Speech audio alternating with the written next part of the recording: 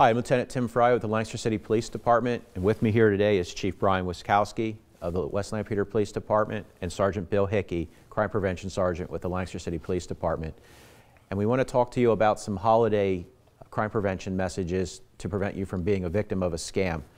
Chief, one of the biggest issues is lotteries. Can you tell me why lotteries are such a problem for seniors in this area? Sure, Tim. Seniors lose about $35 million annually, according to the Federal Trade Commission.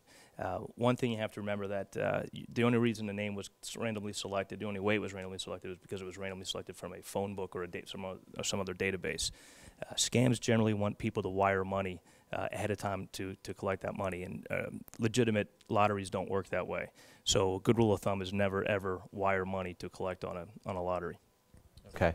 Sergeant Hickey, another issue that we deal with a lot is identity theft. And what are some of the ways that criminals get a hold of information? Criminals will typically get a hold of someone's sensitive information through discarded documents that have things like social security numbers, dates of birth, names, and they can use that information to create a new identity or compromise someone's identity. So what's a great gift that somebody could buy for somebody to prevent identity theft? I think a cross-cut shredder is one of the best things you can buy to get rid of those sensitive documents so that people can't take that information and use it against them. Okay. Chief, another issue, obviously a holiday season, charities, there's a lot of people out there asking for money. Is there a way that people can verify whether there's a charity is legitimate or not?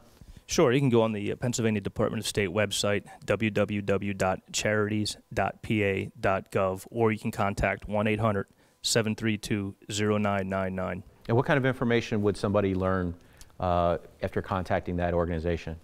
First of all, they can check whether it's a legitimate charity, and also they can check the administrative costs, how much money goes to paying the salaries, and how much goes toward the intended goal. Okay.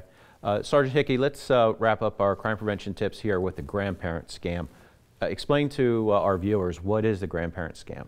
The grandparent scam generally comes in the form of an emergency phone call where someone will call in the middle of the night and basically make it sound like there's an emergency involving a grandchild, whether it's a medical emergency or an arrest, and they're asking someone to wire money immediately and please don't tell anybody else in the family.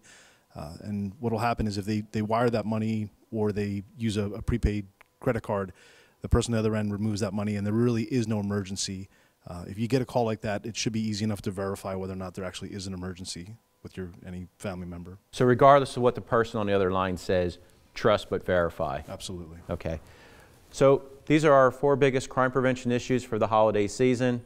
Our crime prevention tip to you is if it seems too good to be true, it probably is. Have a safe and happy holiday season. Thank you.